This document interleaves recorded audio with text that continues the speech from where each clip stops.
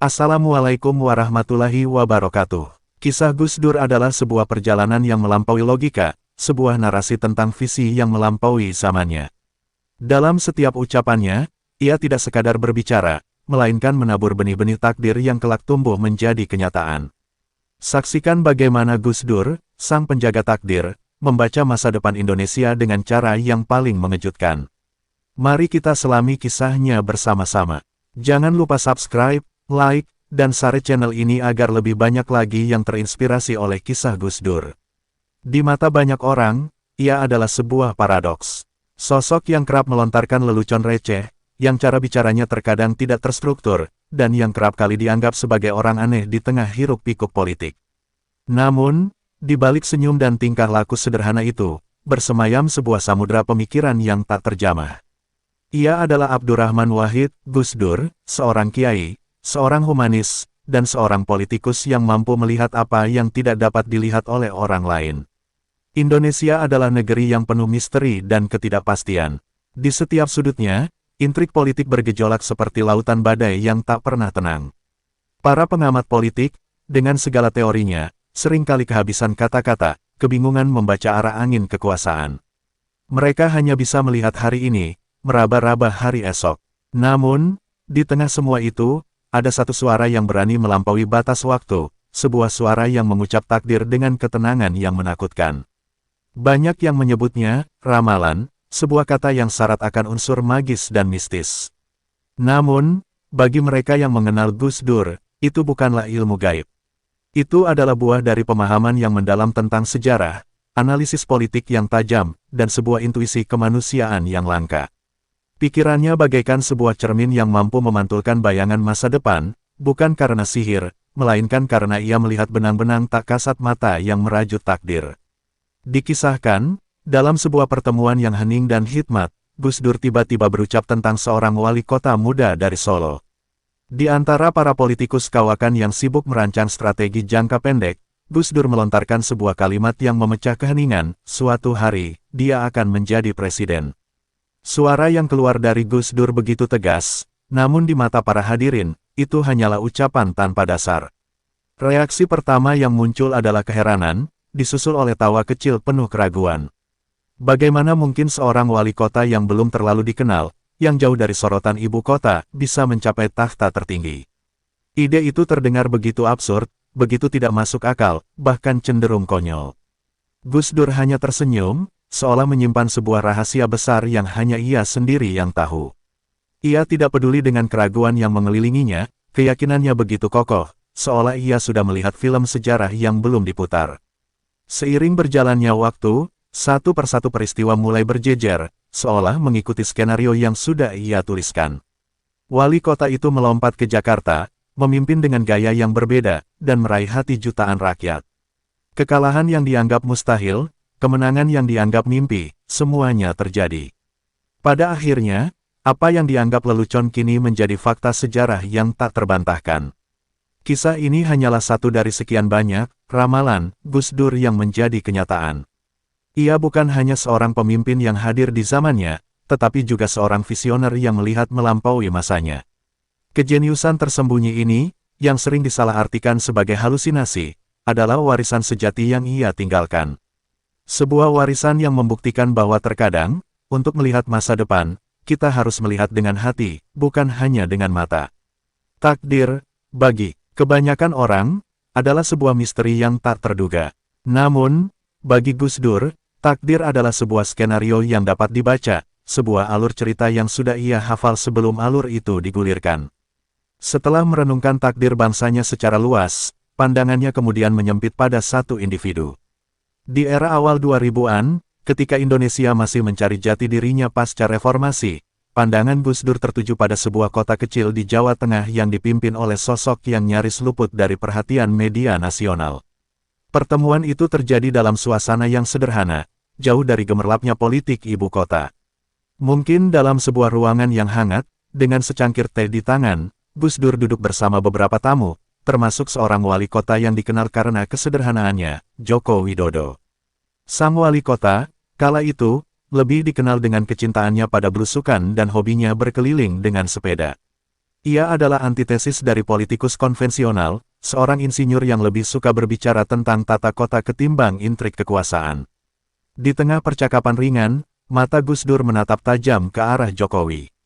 Di sana, ia tidak melihat seorang wali kota, melainkan melihat cerminan dari sebuah potensi yang jauh lebih besar.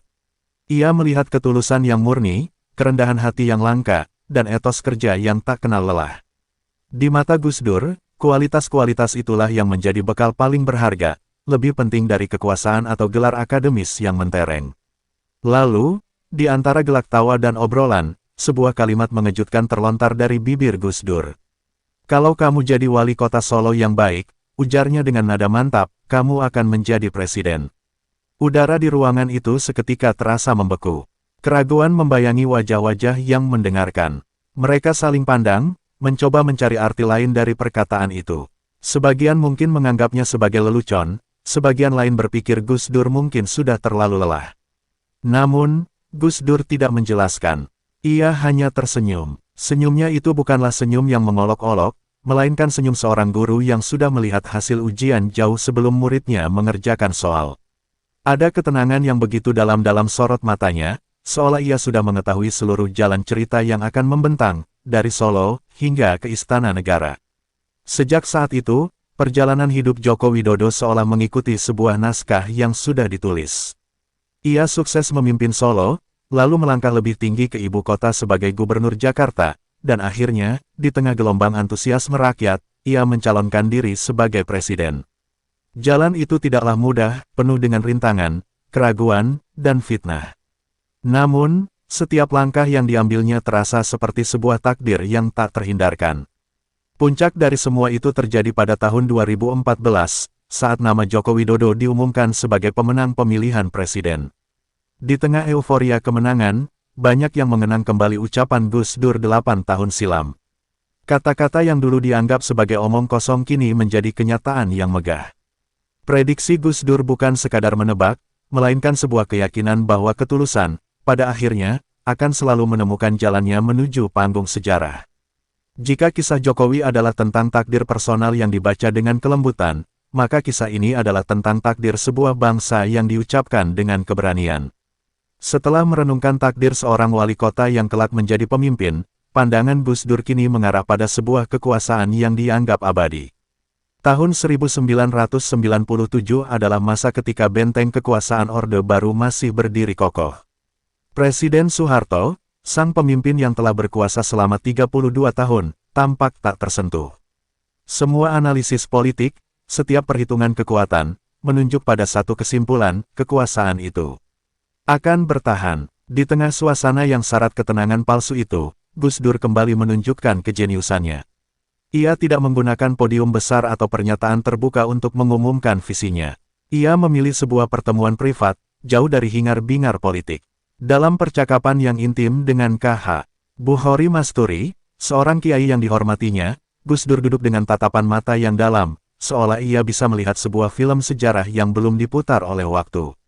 Kiai Bukhori, seorang yang bijaksana, mendengarkan setiap ucapan Gus Dur dengan saksama. Tiba-tiba, Gus Dur melontarkan sebuah kalimat yang mengguncang realitas. "Soeharto akan lengser," ucapnya, 11 bulan dari sekarang. Kata-kata itu melayang di udara, begitu tak masuk akal, begitu mustahil untuk dipercaya.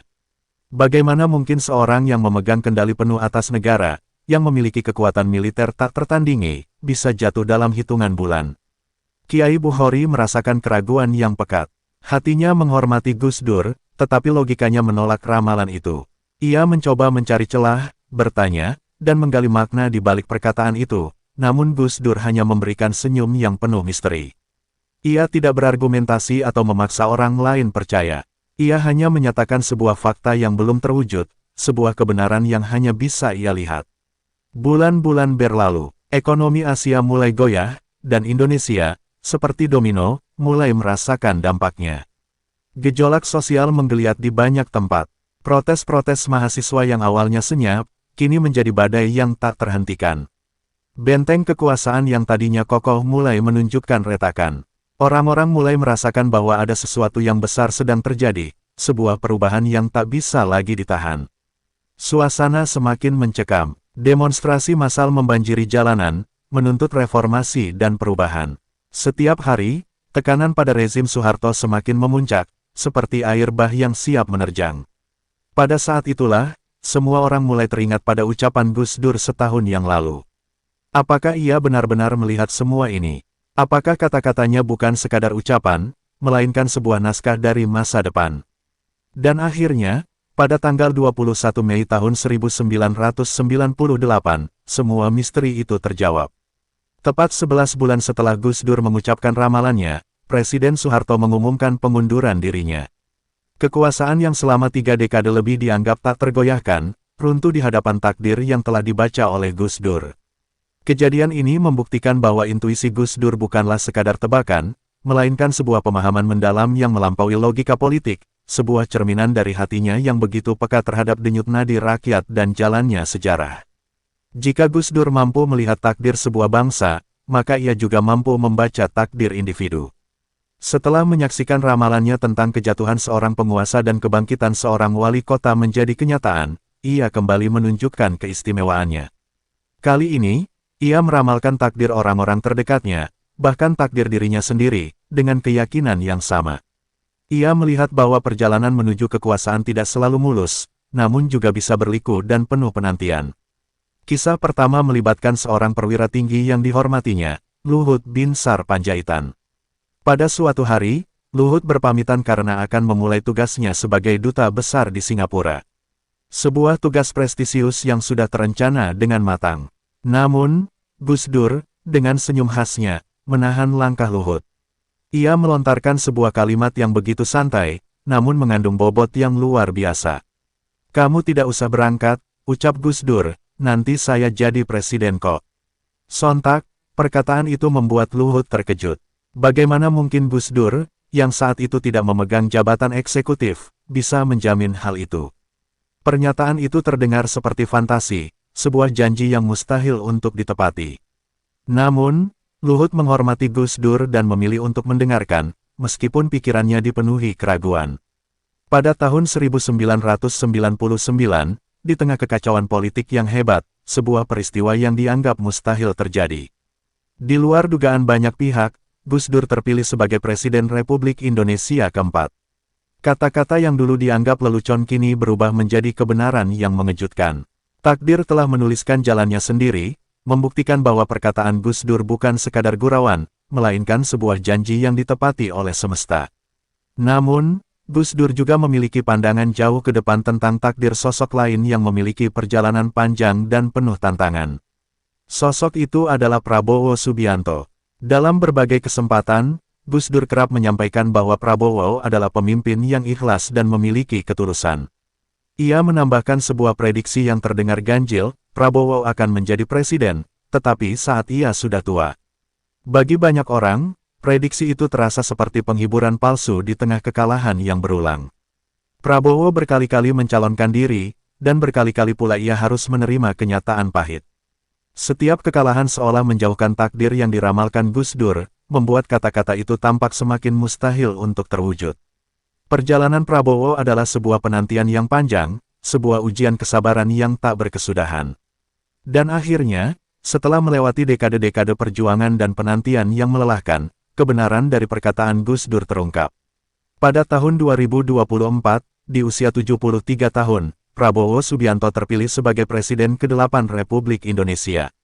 Ramalan Gus Dur tidak terwujud secara instan, melainkan melalui proses yang panjang, membuktikan bahwa visi Gus Dur tidak hanya mampu melihat takdir yang cepat terwujud, tetapi juga takdir yang membutuhkan kesabaran dan ketekunan untuk digapai.